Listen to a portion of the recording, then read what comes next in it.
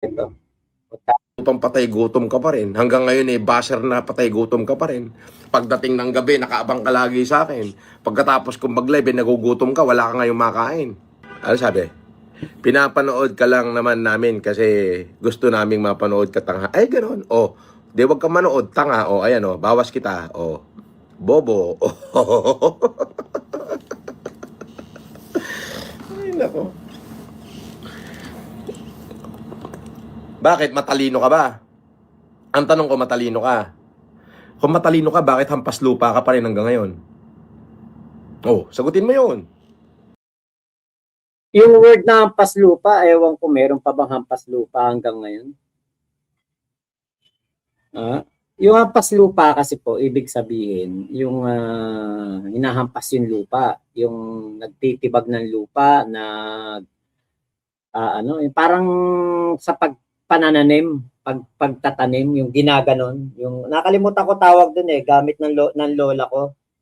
Kapag may nanghihiram dapat ibalik din sa hapon kasi ginagamit, baka mawala. Nakalimutan ko tawag dun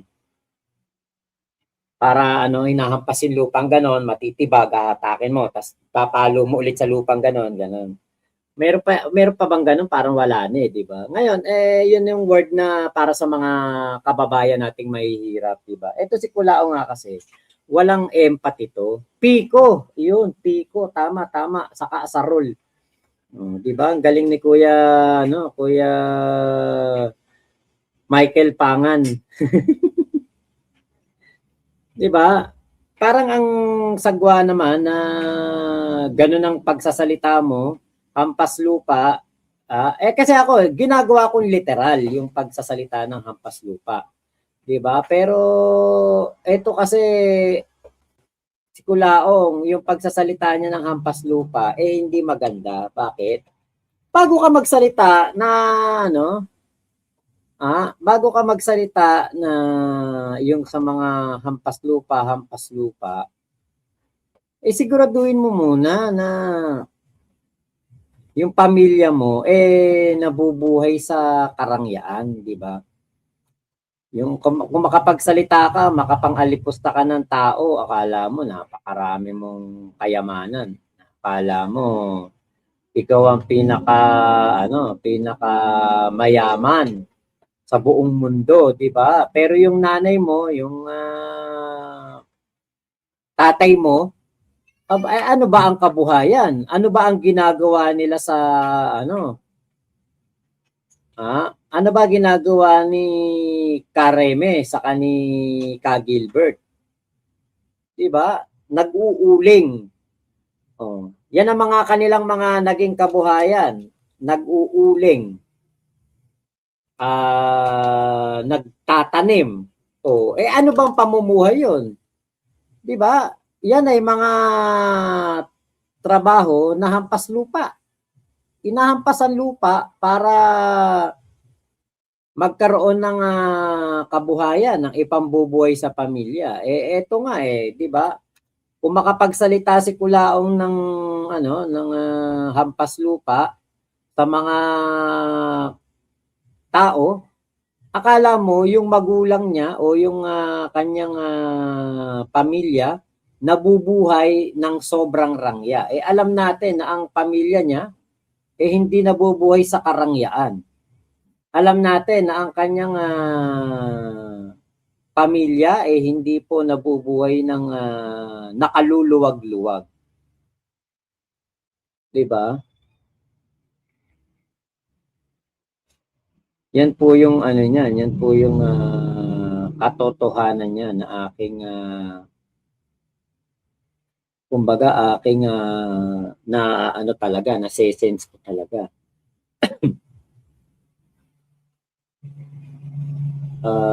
Nasaan ba yung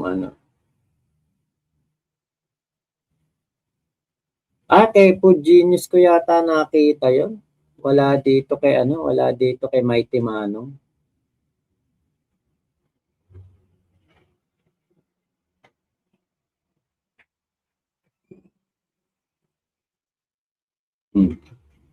Eto ako hindi ko, kasi alam niya sa totoo lang, kaya lang naman nadadamay yung yung pamilya ni Kulaong o ang nanay tatay niya dito kasi sabi nitong si ay, bumalik. Sabi nitong si Pastor Jam, wag daw idamay ang kanyang nanang. Tayo hindi naman natin dinadamay pero gusto lang nating ipakita na ang nanay tatay ni Kulaong hindi po nakakaluwag-luwag.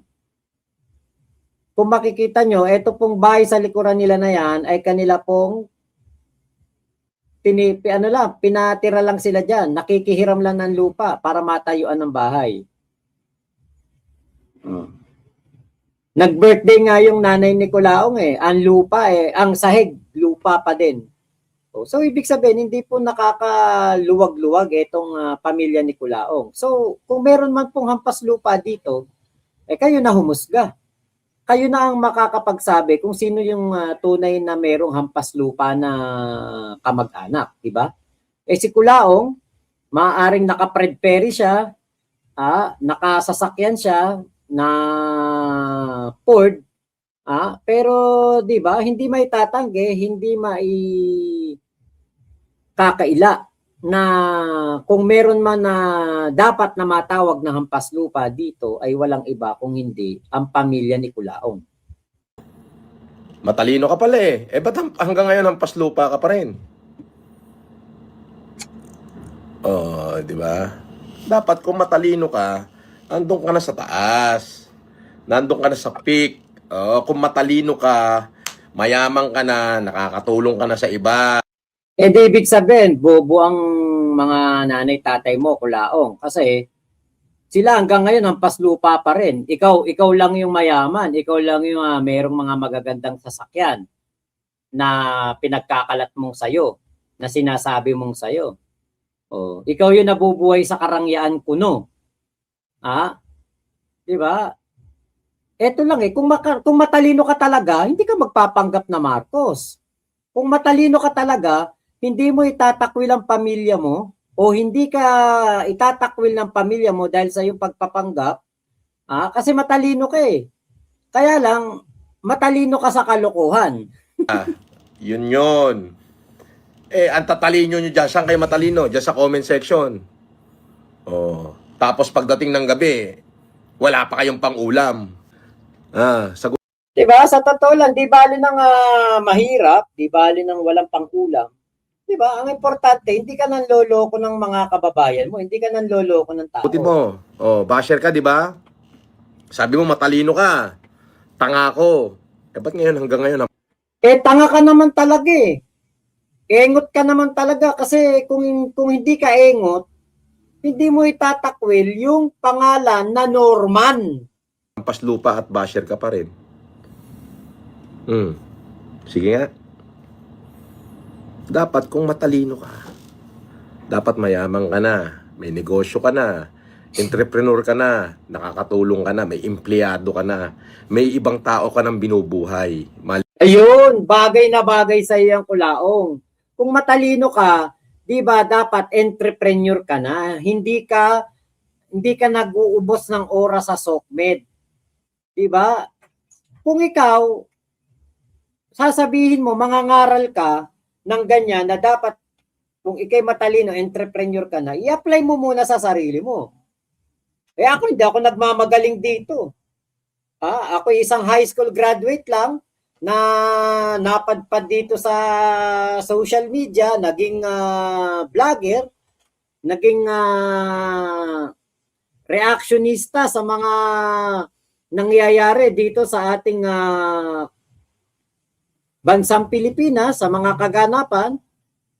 Yun lang ang aking naging papel dito sa SOCMED. Pero never ako nagmayabang, never ako nagmamalaki, never ako nagpanggap na mayaman, at never ako nagpanggap na malakas.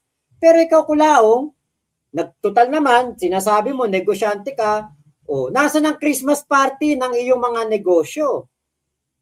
Wala. Bakit? Walang negosyo.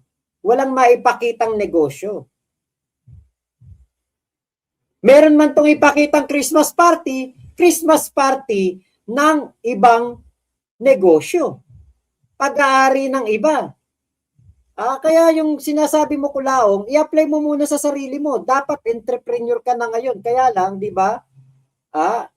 Hindi ka makakapag tawag dito, hindi ka makakapag-entrepreneur kasi nga ikaw ay wala talagang negosyo. Happy Christmas, Mac. Silent viewer ako na friend ni Princess Claire J. Shell. Ayun. Salamat po. Salamat po sa inyo pong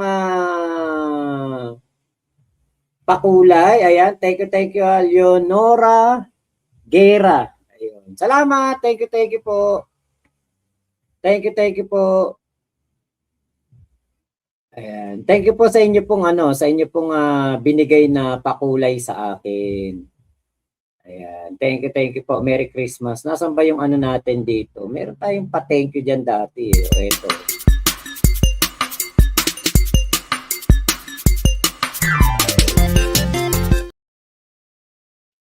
Ayun. Thank you po sa Power Rangers.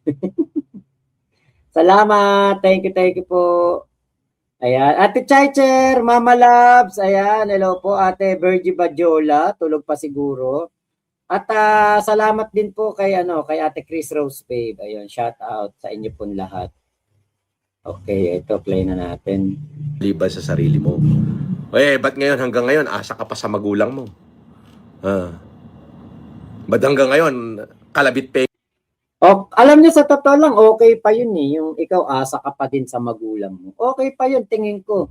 Kaysa naman asa ka sa ibang tao, asa ka sa tulong ng ibang tao, asa ka sa budol ng ibang tao, asa ka sa mga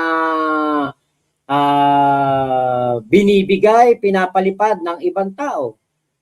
Diba? Parang mas okay pa yun eh. No. Kasi ako para sa akin mas okay pa yun. Umasa ka sa ibang tao, umasa ka sa pamilya mo. Kaysa naman ang gagawin mo, ikaw aasa sa ibang tao. Katulad niyan, si Kulaong, umasa sa magandang buhay kay Bernard Chong. Diba? Umasa siya kay Bernard Chong eh. Kaya lang, nabudol din ni Kulaong si Bernard Chong. Pinaasa na siya magiging senador, pinaasa na siya Marcos. Kahit nga nakakulong na si Kulaong eh. Pinapaasa niya si Bernard Chong. Sabi ni Kulaong, pare, ayoko makalkal nila yung cellphone ko. Pinatakot niya si Bernard Chong eh. Di ba po? Kaya kung meron man talaga ditong hampas lupa, tingin ko, Kulaong, tingnan mo muna nanay, tatay mo. Hingi ka pa rin dyan sa pamilya mo. Asan ang talino mo? Di ikaw ang tunay na bugok. Diba? Nabugok ka na. Diba? Makapanlait ka. Akala mo, sabi mo, matalino ka at kami tanga. Tanga ka naman talaga kasi kung matalino ka, diba, hindi mo ikakahiya yung pamilya mo. Saka hindi mo ikakahiya yung tunay mong pangalan na Norman Mangusin. Ba't hanggang ngayon nga hampas lupa ka pa rin? Hanggang ngayon, basher ka pa rin. Ayun, Princess Claire J. Shell. Ayan, salamat po sa nagpakulay yung kaibigan nyo si Leonora Guerra. Thank you po. Basher na hampas lupa ka pa rin hanggang ngayon. Nasa na talino mo? Di ba? Sa sobrang talino mo, di ba? Sa sobrang talino mo, hindi ka na nakaahon dyan sa pinaggagawa mo. Di ba? Sa sobrang talino mo, Kulaong, hindi ka na nakaalis sa pagiging Norman Mangusin. Hindi ka na nakaalis. Hindi ikaw si Kulaong Francis Leo Marcos. Ikaw si Kulaong Norman Mangusin. Doon talaga. Bagsak ka dyan. Talagang ikaw si Norman Mangusin. Kahit anong gawin mong pilit, kahit anong gawin mong pagpapanggap. Talagang ikaw si Francis Leo Mangusin Norman. Yun talaga. Wala. Hindi talaga maaalis. Norman ka pa din. Ano?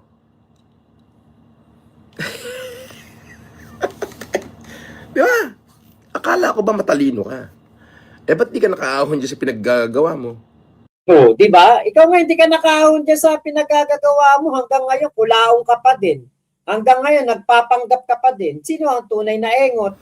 Ba't hanggang ngayon eh, hampas lupang patay gutom ka pa rin? Hanggang ngayon eh, basher na patay gutom ka pa rin? Pagdating ng gabi, nakaabang ka lagi sa akin. Pagkatapos kong mag-live, eh, nagugutom ka, wala ka ngayong makain. 'Di ba?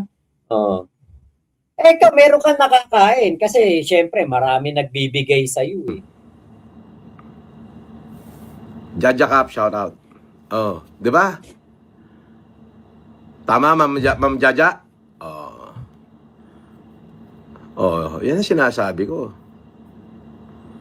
'Di ba? Sabi mo, bobo ko, tanga ako. Di ba? Oh, totoo naman yun eh. Talino ka. Eh, bakit nga hanggang ngayon? Hindi ka na nakaahon dyan sa pinaggagawa mo.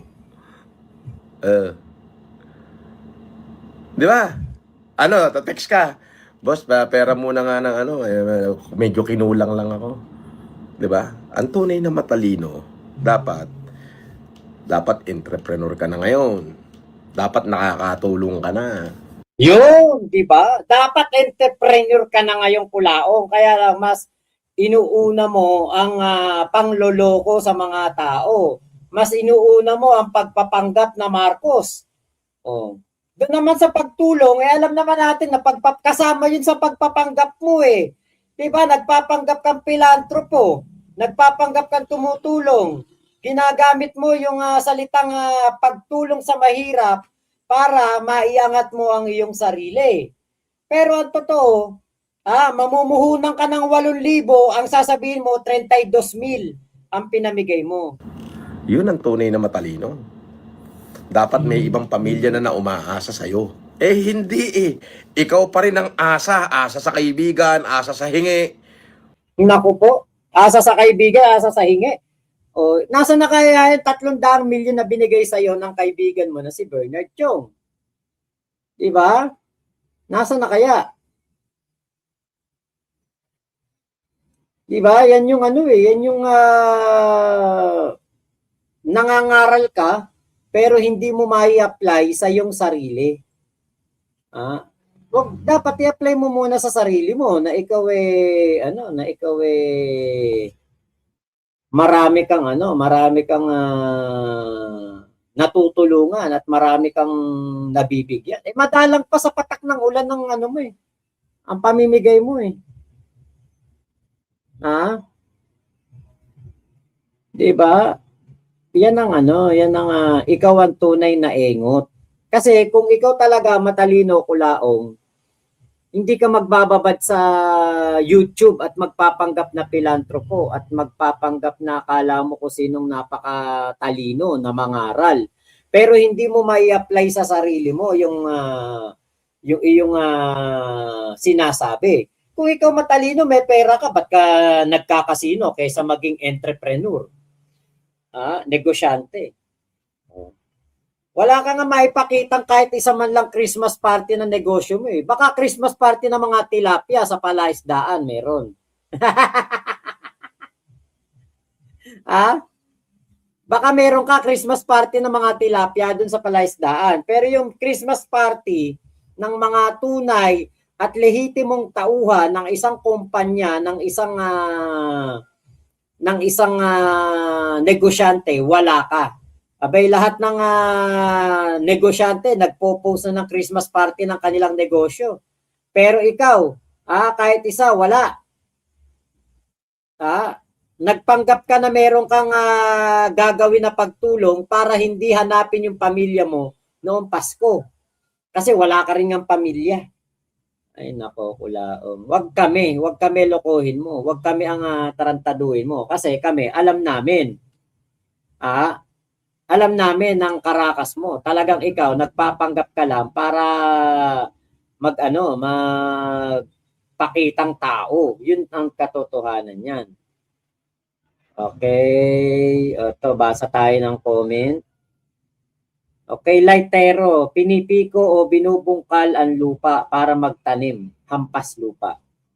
Makahampas lupa si Kulangot. Siya nga, mukhang putek na binato sa pader.